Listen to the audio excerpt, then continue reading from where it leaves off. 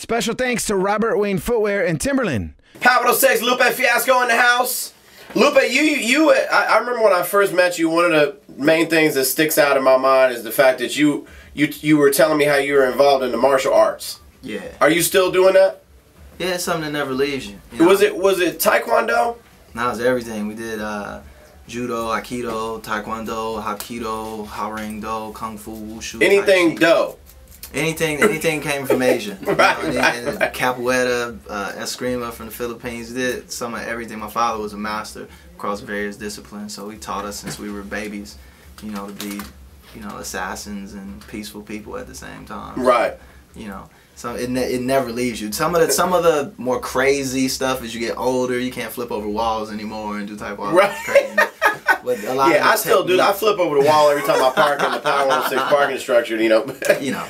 That's how I get in my house. I jump over the wall, but right. But no, it's still pieces that stay with you. How to defend yourself, how to break somebody up real quick, right? And you know that stuff never really leaves you. The piece of that is once you learn how to do that, it teaches you not to use it. It right. teaches you how to look at situations and be peaceful about it and evade the situation as opposed to attacking it full on. But when you do attack, you attack to destroy it. So that's why we very So the situation with Drake and Chris Brown in the club where a bottle was thrown, they don't want to do that with Lupe because you might see.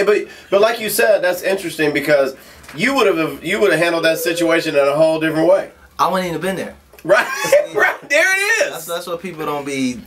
Sometimes people put themselves in a situation knowing that is the potential. Like I don't like sitting in a box with a bunch of people half out of their mind. Right, in the dark.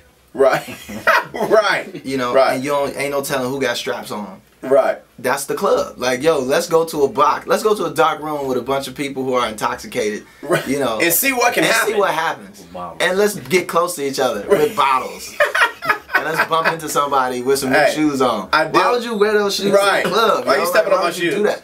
So but that comes from me being trained as a martial artist, is to identify situations and really be strategic about how you live your life. Right. You know, I don't drink, so there's no reason really for me to go to the club unless you're paying me to go to the club, or unless it's like a celebration and it's my homies. Right. Like, I'm not just going to the club. Right. No, I feel you. That's like the last thing. Listen, I'm a DJ, and there's sometimes I'm up in there and I'm like, damn, I want to be at the crib.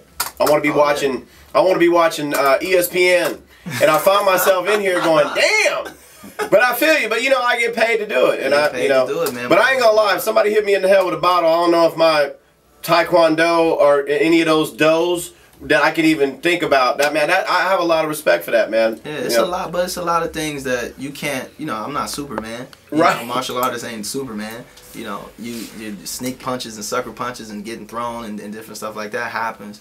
But it's really about taking yourself out of it, putting yourself in a position that is most safe for you and your people around you. Right. That's what it's about. It's not about being reckless and being loose, but it's also about destroying, you know, when people bring it to you. You know what I'm saying? Like wrecking it so everybody around can see like, oh yeah, I don't want to end up like him.